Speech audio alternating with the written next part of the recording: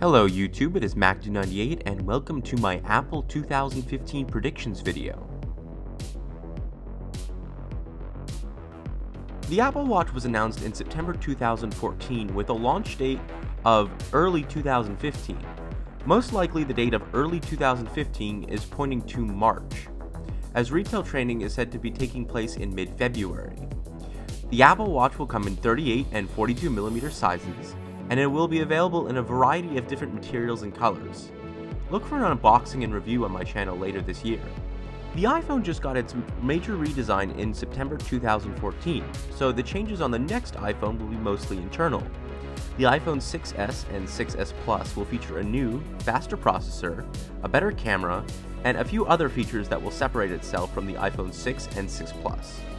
Like most years of internally improved iPhones, the main focus of 2015 will be on iOS 9.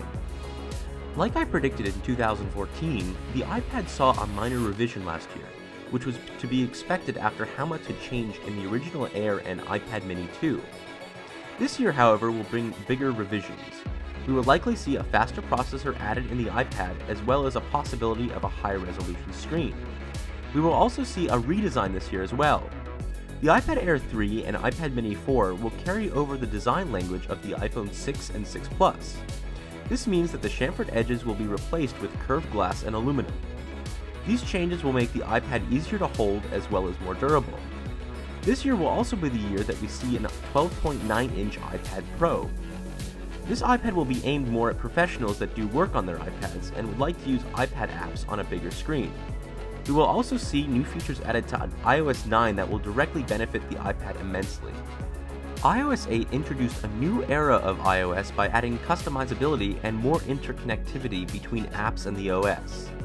Apple will continue on this path in iOS 9 by opening up iOS even further. While we don't know a whole feature set yet, I believe that we will be finally seeing split-screen multitasking for iPad and iOS, and there also could be a possibility of user accounts. Apple bought Beats in mid-2014, but so far we have not seen any new Apple-designed products from Beats, but I think there's a reason for that. Apple bought Beats not for the headphones, but for the music streaming service that Beats offered. I think this year we will see some features from Beats Music baked into iTunes Radio with the release of iOS 9. We should see more of this at WWDC 2015. The current MacBook Air design will be 5 years old this year, and this Mac is a prime candidate for a major redesign. This new design was supposed to come out last year, but due to delays in Intel's Broadwell chips, it had to be pushed into 2015. The new MacBook Air will feature a 12-inch Retina display, a thinner fanless design, as well as a new edge-to-edge keyboard. A radical departure from the current MacBook Air will be the possibility of only having two ports, the headphone and a combined power USB port. This computer will truly be the first notebook of the post-PC era. The MacBook Pro's design will remain the same for at least one more year, but, just like the MacBook Air, it is due to receive Intel's 5th generation Broadwell chips, as well as new graphics cards. These new chips promise lower power consumption and better integrated graphics cards. These new features translate into longer battery lives in Apple's Pro notebooks.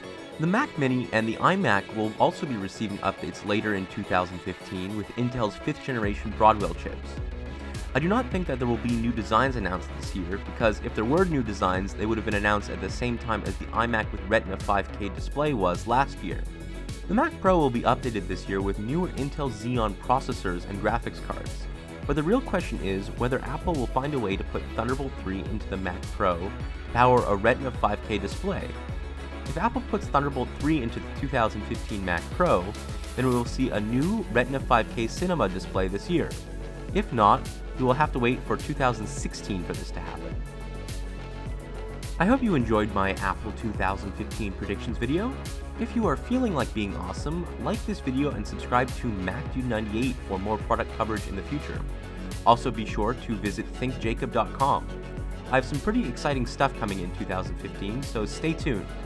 This has been a MacDude98 production. Goodbye.